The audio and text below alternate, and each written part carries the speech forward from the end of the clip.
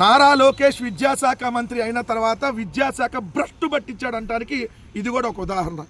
నిన్న కూడా మనం మాట్లాడుకున్నాం. పిల్లలకు సంబంధించిందంటూ ఒక్క స్కూల్, ఒక ప్రభుత్వ పాఠశాలలో ఒక్క పాపే చదువుతుంది. అయినా ఆ పాపకు కూడా ఏదైతే రికార్డుల్లోనేమో గవర్నమెంట్ స్కూలు, చదివేదేమో ప్రైవేట్ స్కూలు. అక్కడ చూస్తేనేమో ఆమెకి విద్యాకానికి కిట్లు కూడా ఏమీ ఉన్నటువంటి పరిస్థితి.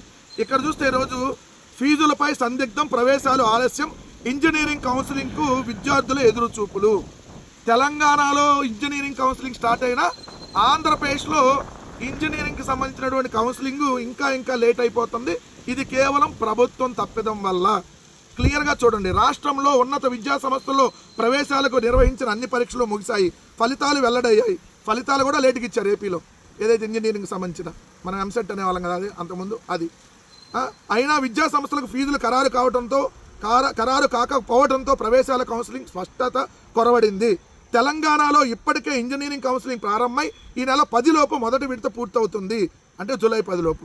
కానీ ఏపీలో ప్రైవేటు డీమ్డ్ విశ్వవిద్యాలయాలు దాదాపుగా ప్రవేశాలను పూర్తి చేసుకున్నాయి. ప్రైవేటు కళాశాలలు యాజమాన్య కోటా సీట్లకి ఒప్పందాలు కుదుర్చుకున్నాయి. కానీ ప్రవేశ కౌన్సిలింగ్ కోసం మాత్రం ఎదురు చూస్తున్నాయి. ఏపీ ఫీజు నియంత్రణ పర్యవేక్షణ కమిటీకి ఇంతవరకు చైర్మన్ నియమించాల. ఇది గొప్ప ప్రభుత్వం, ఇది మంచి ప్రభుత్వం.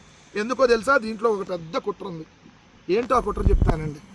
ఇప్పుడు కానీ ప్రభుత్వం తరపున కౌన్సిలింగ్ తొందరగా నిర్వహిస్తే అందరికీ సీట్లు వచ్చేస్తాయి. ఏదైతే ప్రభుత్వానికి సంబంధించి ఇప్పుడు కౌన్సిలింగ్ నిర్వహిస్తే ప్రైవేటు కాలేజీల్లో లేదంటే గవర్నమెంట్ కాలేజీల్లోనో ఇంజనీరింగ్ జాయిన్ అయిపోతారు ఏదో ఒక బ్రాంచ్లో. అప్పుడు ఫీజు రియంబర్స్మెంట్ ఇవ్వాల్సి వస్తుంది.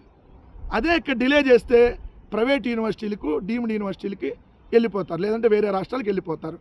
అప్పుడు ఫీజు రియంబర్స్మెంట్ ఎక్కువ మందికి ఇవ్వాల్సిన అవసరం ఉండదు. అందుకని ఇది ఒక కుట్ర. ఇప్పుడు దాకా ఫీజులు డిసైడ్ చేయకపోవటం, ఫీజు నియంత్రణ పర్యవేక్షణ కమిటీకి చైర్మన్ లేకపోవటం, ఇది కదా మరి దిక్కుమాలితనం. ఎంత దారుణంగా విద్యాశాఖను భ్రష్టు పట్టిస్తా అన్నాడంటానికి ఇది ఒక నిదర్శనం. ఏపీ అదే ఫీజు రెగ్యులేటర్ ఏదైతే దీని కమిటీ ఉందో, అంటే ఫీజు నియంత్రణ పర్యవేక్షణ కమిటీ ఉందో, దీనికి ఏప్రిల్ 10వ తారీఖునే మంత్రిమండలి ఆమోదం తెలిపింది. 3 నెలలు కావస్తున్న కార్యవర్గాన్ని నియమించలేదు. చైర్మన్, కార్యదర్శి, సభ్యులు నియమితులైతే ఫీజు ఖరారుకు నోటిఫికేషన్ వెలువడే అవకాశం ఉంటుంది. కళాశాలల ఆదాయ వ్యయాలను పరిశీలించి ఫీజులు నిర్ణయిస్తారు. కానీ ఇంకా ఈ ఫీజుల్ని నిర్ణయించినటువంటి పరిస్థితి. ఇంకా కౌన్సిలింగ్ డిలే అయిపోతే ఇంకా పిల్లలందరూ పక్క రాష్ట్రాలకు వెళ్ళిపోతారు, లేదంటే పిల్లలందరూ ప్రైవేట్ యూనివర్సిటీలు, డీమ్డ్ యూనివర్సిటీలో జాయిన్ అవుతారు. అప్పుడు ప్రభుత్వానికి ఫీజు రియంబర్స్మెంట్ ఇచ్చేటటువంటి బడ్డెన్ తగ్గిద్ది అనే ఒక కుట్రలో భాగం అనేది క్లియర్గా అర్థమవుతుంది. ఇది విద్యార్థుల్ని వంచినటువంటి ప్రభుత్వంగా రికార్డుకెక్కింది.